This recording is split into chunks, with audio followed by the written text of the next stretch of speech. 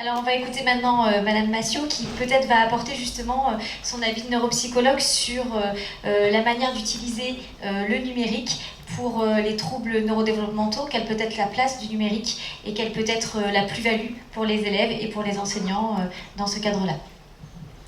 Merci. Donc bonjour à tous, je suis Virginie Mathieu, je suis donc psychologue spécialisée en neuropsychologie. On nous appelle neuropsychologue pour aller plus vite en général, mais c'est bien une branche de la psychologie. Et je suis donc également directrice de l'association Coridis pour le Var. Et donc nous, Coridis, on intervient autour de tous les troubles cognitifs, quelle que soit l'origine, quel que soit l'âge. Et effectivement, on va devoir accompagner des tout petits, des enfants, adolescents, adultes et personnes âgées, parce qu'en général, ces troubles-là dont on parle, les troubles du neurodéveloppement, on va devoir vivre avec, on va devoir apprendre également à traverser sa scolarité, mais après aussi sa vie professionnelle avec ces troubles-là. Avant de se préoccuper des troubles en eux-mêmes, on essaye d'abord de réfléchir qu'est-ce que c'est qu'apprendre, comment fonctionne le cerveau finalement chez le tout venant. Et du coup là, en quoi le numérique va pouvoir effectivement aider déjà le tout venant, tout apprenant finalement. Et on se dit, on sait très bien aujourd'hui, de plus en plus de recherches viennent montrer que apprendre, c'est plusieurs ingrédients et notamment être attentif à l'information qui nous arrive. Et puis, pas être trop stressé. Si on peut apprendre en jouant en général, c'est super parce qu'effectivement les émotions vont intervenir également dans les apprentissages. Et là-dessus, le numérique, il est plutôt pas mal parce qu'en termes de captation de l'attention, en général, effectivement, ça plaît bien. On ne peut pas dire que ça augmente la motivation générale dans les apprentissages, etc. Mais pouvoir diversifier, vous avez parlé de diversification effectivement, des modes d'entrée de l'information dans le cerveau. Apprendre sur une feuille, c'est très bien. Apprendre sur une vidéo, c'est très bien. Sur un jeu vidéo, c'est très bien aussi. L'idée de diversifier ces modes d'entrée de l'information. Et donc là, qu'on ait des troubles ou pas, effectivement, le numérique va apporter peut-être ça. L'idée de pouvoir appuyer les enseignants déjà sur la conception de leurs cours, finalement, de leurs leçons, de leurs exercices. Le numérique aujourd'hui, on sait que les enseignants de collège semblent plus développés, on va dire, et utilisent plus le numérique que les enseignants de primaire, mais ça arrive de plus en plus. On sait aussi qu'en fonction de est-ce qu'on est né dans le numérique ou pas, on va savoir plus ou moins bien s'en servir également, plus ou moins facilement s'en servir également.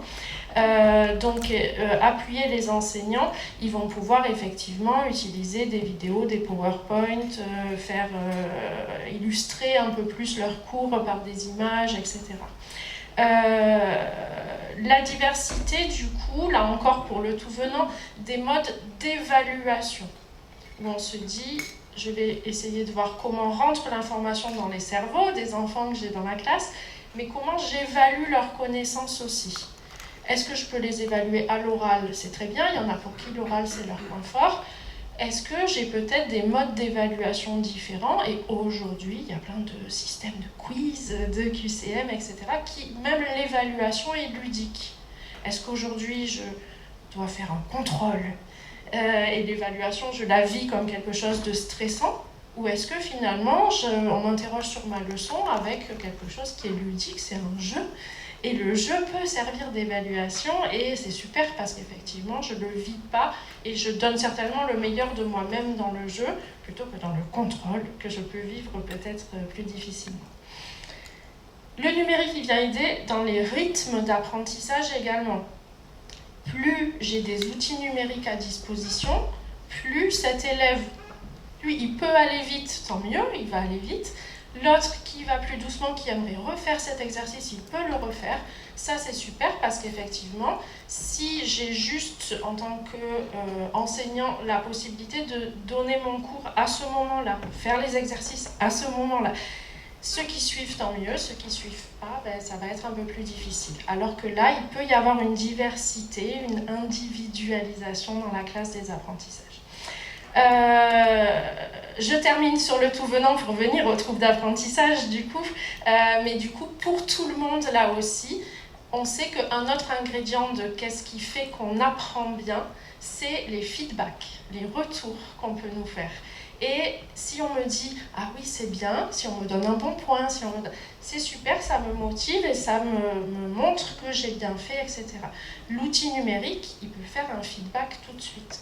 Je fais mon exercice sur un jeu, je gagne le point tout de suite peut-être. Et je vois si j'ai faux ou si j'ai juste. Je peux m'auto-corriger peut-être également. Donc là-dedans, effectivement, qu'est-ce que c'est qu'apprendre? Il y a ce mode d'entrée et le mode de sortie d'évaluation qui va être important. Maintenant, du coup, l'idée, effectivement, de se dire que pour des enfants qui ont des troubles d'apprentissage, vous l'avez dit, l'idée de moins stigmatiser peut-être, effectivement, tous les enfants ont l'outil informatique, tant mieux. Pour les enfants qui ont des troubles de la lecture, j'ai du mal à lire, que ce soit une dyslexie ou un retard d'apprentissage de la lecture, effectivement, peut-être que j'ai des outils comme la synthèse vocale, c'est-à-dire que c'est l'ordi qui me le lit, ou la tablette, ou le smartphone, etc. Je peux modifier les polices d'écriture, je peux modifier les couleurs chez certains enfants, même qui ont des troubles orthoptiques. Il y a quelque chose à faire là-dessus. Je peux diversifier donc mes supports.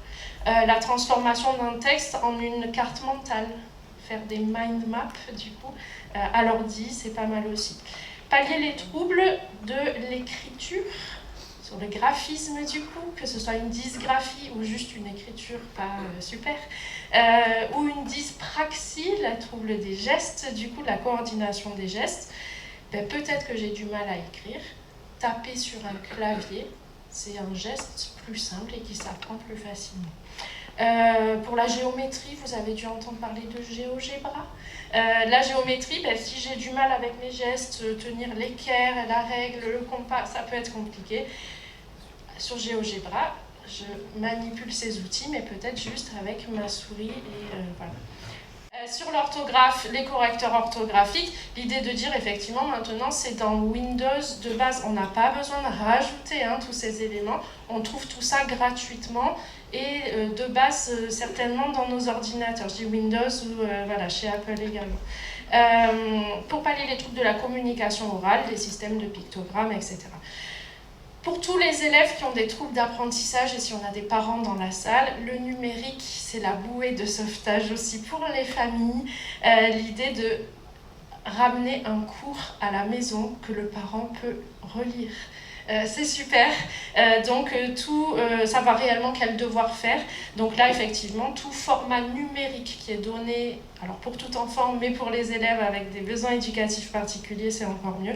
Mettez les cours sur des Padlet, sur des clés USB, peu importe, sur Pronote, Atrium, je ne sais pas, tout espace numérique de travail. Les parents seront ravis. Les cours et les devoirs là-dessus. Le message est passé. Merci Virginie. Donc l'idée, effectivement, là, avec ces 3 témoignages, ça a été de montrer des initiatives novatrices qui mettent en place ces nouvelles technologies en matière de services auprès des apprentissages et en termes d'évolution. Maintenant, comment rester vigilant et protéger nos enfants pour que cet usage du numérique reste raisonné et équilibré? Absolument. Normalement, il y a une diapo, Sylvie Dieu-Zika. Donc, je suis pédiatre, je suis en Île-de-France. Petite info, parce que souvent on ne sait pas, la pédiatrie, ça va de 0 à 16 ans. Donc, je vous rassure, je ne vois pas que des bébés, mais j'en vois beaucoup. Et en vieillissant avec ma population, avec ma patientèle, évidemment, je vois des enfants plus grands, adolescents également. Je fais partie d'un collectif qui s'appelle le collectif Surexposition Écran Cause. Et donc ce collectif, je vous invite à aller le voir, on a un site qui donne beaucoup d'informations. D'autre part, j'ai écrit un petit livre comme vous voyez, il faut se faire un petit peu de pub, les écrans, 10 clés pour les utiliser de façon raisonnée. Et donc, pour ce message que je veux vous passer, je pense qu'on ne peut pas parler de plusieurs éléments qui ne sont forcément pas abordés là aujourd'hui, mais qui me semblent essentiels, et notamment dans les familles. Le tout premier, c'est la notion de captologie ou de persuasive design dont nous sommes tous victimes, et les bébés également, je dis bien les bébés, les enfants, les adolescents et les adultes, et ça c'est un point en soi majeur, puisque c'est ce qui permet, le but est de capter notre attention et de ne pas lâcher du tout. Et donc ça c'est un point essentiel. Quand on parle des écrans, il faut vraiment avoir cette notion en arrière-pensée. Une autre notion importante est celle de la technoférence. Ce mot-là est à connaître, il est vraiment problématique chez les enfants et doit être bien connu. Elle est connue depuis très longtemps. La télévision est la télévision, ce qu'on a dit en arrière-plan, vous savez, celle qu'on ne regarde pas, que personne ne regarde dans la pièce. Plus d'un foyer sur deux, elle est allumée en France, et donc ça pose des problèmes pour l'enfant et ses apprentissages, parce que ça trouble son attention. Et il y a une technoférence maintenant beaucoup plus importante et qui va malheureusement mettre en place des troubles qui sont de plus en plus précoces, qu'on appelle des troubles des interactions précoces, voire des troubles de l'attachement, qui est cet écran nomade, pour lequel le parent évidemment est complètement capté, et donc du coup on n'a plus la disponibilité pour cet enfant et on ne peut pas répondre de façon adaptée. Donc ça c'est un deuxième point qui est très important. Le troisième point qui est très important, c'est l'effet du temps volé, et ça paraît évident. Si vous avez toujours 24 heures à l'heure actuelle dans une journée, eh bien vous avez un temps volé pour toutes les activités nécessaires à l'enfant. Et pour bien apprendre, il faut d'abord être dans la troisième dimension, il faut d'abord jouer avec le monde réel qui entoure, découvrir le monde. Et quand on est capté par les écrans, ça pose problème. Et un autre point qui est extrêmement pris aussi dans ce domaine, évidemment, c'est toute l'activité physique. Et il y a de quoi aussi s'inquiéter sur ce point-là en pédiatrie. Et le sommeil, qui est touché en qualité et en quantité, vous le savez bien, les adultes comme les enfants. Autre point aussi de vigilance, la santé physique aussi. On a des problèmes de sédentarité, donc d'obésité, donc d'hypertension, même chez l'enfant. Je rappelle en tant que pédiatre mon message. Et un dernier point sur le plan, je pense qu'il faut vraiment être très vigilant, vraiment, c'est la vision. La vision est très clairement de plus en plus, les études le montrent, moi je fais partie aussi d'une bibliographie importante sur PubMed, et très clairement il y a un souci à se faire sur ce point-là, vous en entendez un peu parler, la rétine, la myopie, la fatigue visuelle, enfin bref. Donc ça je pense que c'est des points d'alerte sur lesquels il faut être vigilant avant d'installer tout outil numérique, et pendant, et ensuite pour voir ce qu'il se passe. Autre point que je n'ai pas abordé dans mon profil, c'est que j'ai créé en 2019 une consultation sur exposition écran. Donc ça faisait partie un peu des symptômes que je voulais vous mettre, mais que je vais dire très rapidement. Cette consultation sur exposition écran existe donc depuis maintenant 5 ans, donc j'ai un recul assez important. Je voyais des enfants de moins de 6 ans, pardon, et maintenant je vois des enfants de 3 ans, 4 ans, qui sont exposés aux écrans depuis tout petit c'est 3 mois, 6 mois.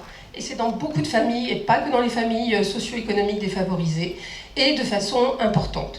Et donc ces enfants arrivent avec des troubles du langage, des retards de langage, un langage qu'on appelle le YouTublish, ça va peut-être parler à certaines institutrices ou professeurs des écoles, mais surtout en maternelle, où c'est des enfants qui arrivent et qui font l'alphabet alors que les parents ne sont pas anglophones, ou qui disent des mots un peu étranges, qui répètent des comptines en fait sans cesse. Et à ça s'associent des enfants qui ont des troubles des interactions, des troubles de l'attention, des troubles de concentration, mais aussi des troubles de la motricité fine, parce que quand on fait ça toute la journée sur un écran, ça pose problème ensuite pour pouvoir comprendre le monde dans lequel ils vivent. Et il y a d'autres troubles évidemment qui sont chez les enfants plus grands, entre sommeil, difficulté à gérer ses émotions, difficulté de concentration, je l'ai dit, ainsi de suite. Donc que faire ? On alerte de façon importante parce que, comme toujours, dans toute grande révolution, il faut aussi connaître évidemment les effets positifs, et il y en a, je ne suis pas là pour dire le contraire, mais il faut rester dans une vigilance importante. Et comme en médecine, je dirais, il faut savoir évaluer ce que l'on fait à tous les niveaux, donc savoir évaluer des contenus de bonne qualité et avec éventuellement des personnes indépendantes, ça c'est un autre sujet, pour pouvoir évaluer des contenus numériques de qualité. Il faut savoir aussi évaluer ce que l'on fait dans le tout numérique éventuel, et j'ai parlé de la vision, et je pense que encore une fois c'est un élément non négligeable, donc savoir proposer des activités, vous l'avez dit tout à l'heure, multiples, variées, donc d'activités physiques également, d'utilisation de la troisième dimension, ainsi de suite, et savoir redire qu'un temps numérique c'est 15 minutes pour un enfant, et notamment les moins de 12 ans qui ont une immaturité visuelle de leur cristallin et de leur rétine, et qui est importante à prendre en compte, ainsi que l'éclairage qui entoure. Je me dirige plus vers le numérique de l'école parce que je pense que c'est des éléments, encore une fois, sur le plan publication médicale aussi, où il y a de la matière. C'est pas seulement aussi un retour de terrain. Donc, redire quelques messages aussi pratiques pour les familles. Nous, notre message est celui des 4 pas de Sabine Duflo, dont vous avez peut-être entendu parler. 3 temps sans écran pour redire aux familles des choses assez simples. Et un lieu, c'est-à-dire pas d'écran dans les chambres. C'est simple, mais très important. Et l'adolescent également, et être donc vigilant sur ces points-là. Et dans mon petit livre, donc, les 10 clés, avec mon mari qui est pédiatre également, nous avons écrit beaucoup pour être pratique afin de bien les utiliser. Parce que là aussi, si on commence très tôt, moi je commence dès les 15 premiers jours de vie, on devrait d'ailleurs commencer dès la maternité, voire même peut-être informer les parents dès la grossesse, pour pouvoir utiliser au mieux justement cet objet numérique qui a des tas d'avantages. Et je n'ai pas dit, dernier point, qu'il doit être toujours utilisé, accompagné, que ce soit un adulte, un parent, un professeur, pour qu'il soit utilisé dans de bonnes conditions. Donc l'enfant d'aujourd'hui ou l'enfant de demain aura toujours probablement, j'espère, besoin d'un adulte à côté et de professeurs. Merci. Oui, merci. Effectivement, hein, c'est un point essentiel.